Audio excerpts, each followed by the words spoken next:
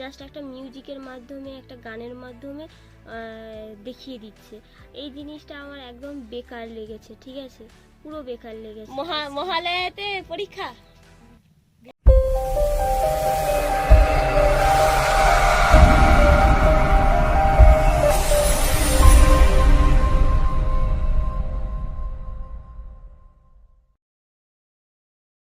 Hello, কেমন আছো সবাই?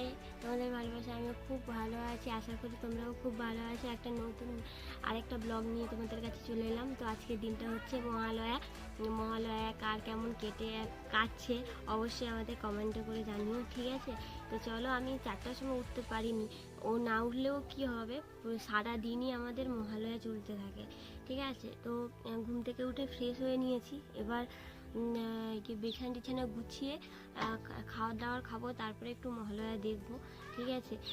সত্যি কথা বলতে ছোটোবেলায় যে একটা ইমোশন কাজ করতো মহালয়ার দিন, সেই ইমোশনটা বড় হওয়ার পর পর কেমন যেন মানে সেই ইমোশনটা আর কাজ করে না, যেটা রিয়েল ফ্যাক্ট, ঠিক আছে? এখন মানে একাকিত্ব যেন প্রত্যেকটা মানুষকে ঘিরে ধরেছে।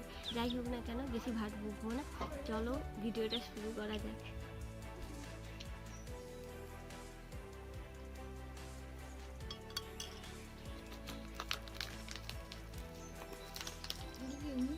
জলে গিয়ে দিতে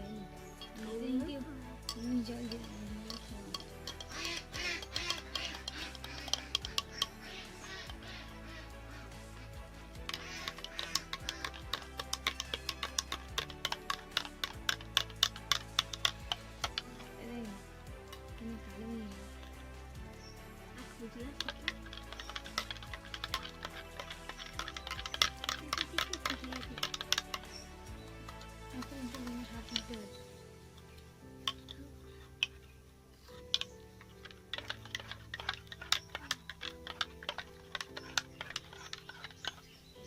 রেডি হয়ে পড়েছে। কোথায় যাবি? পরীক্ষা দিতে। মহালয়াতে পরীক্ষা। বিজ্ঞান খাবি? না না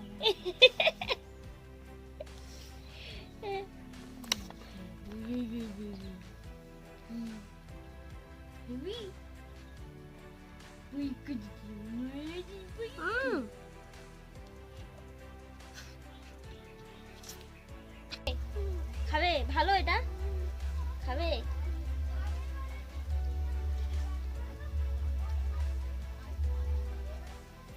বলো সত্যি? এটা কি মনি? পকোড়ি? কিসের পকোড়ি?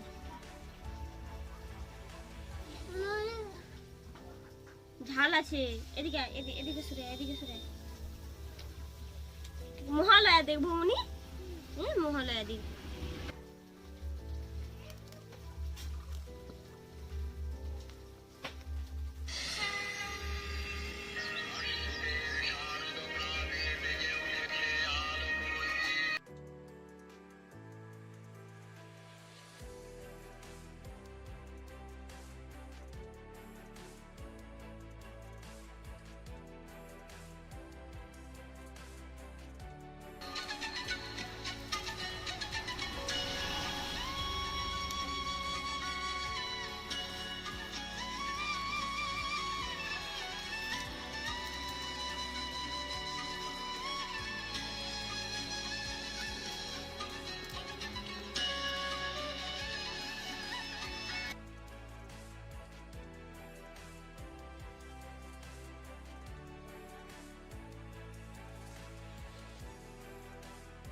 কারা কারা Mahalaya Payel with dance with Payel বা পায়েল উইথ ডান্সের যে মেয়েটা, যে যিনি এবং যার হাজব্যান্ড একসঙ্গে ডুয়েট ডান্স করেন, ওনার কোরিওগ্রাফির মহালয়া কারা কারা দেখেছো একটু আমাকে কমেন্ট করে জানাবে, ঠিক আছে?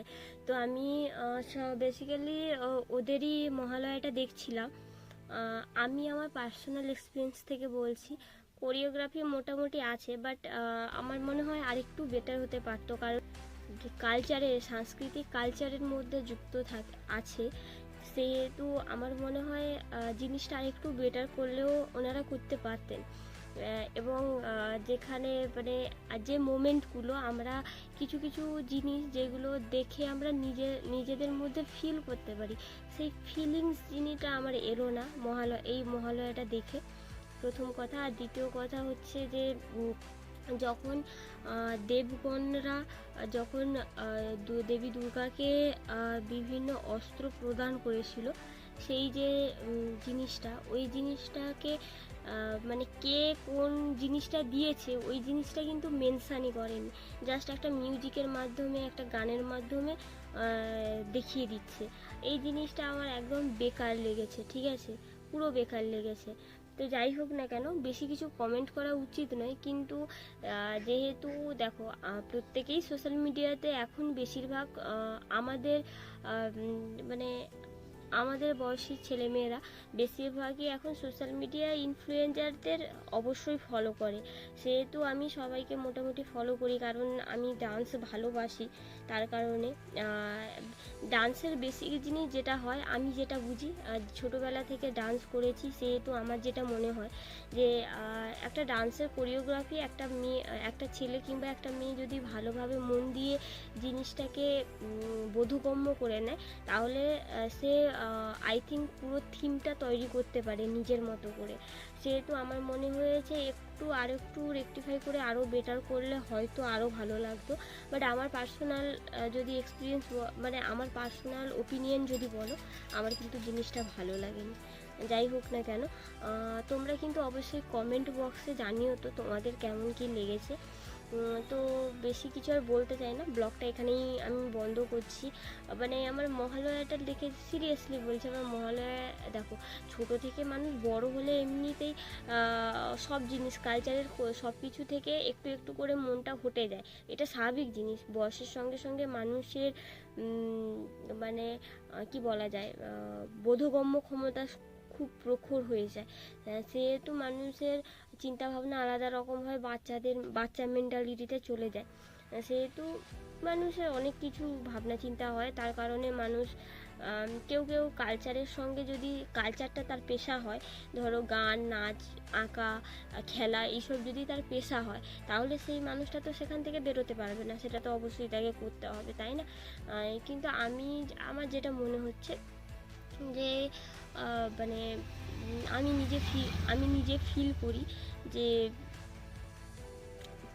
বড় হওয়ার সঙ্গে সঙ্গে মানুষের অনেক রকম পরিবর্তন হয়, ঠিক আছে? আচরণগত হতে পারে, মানসিকতার দিক থেকে হতে পারে, সব কিছু, এভরিথিং।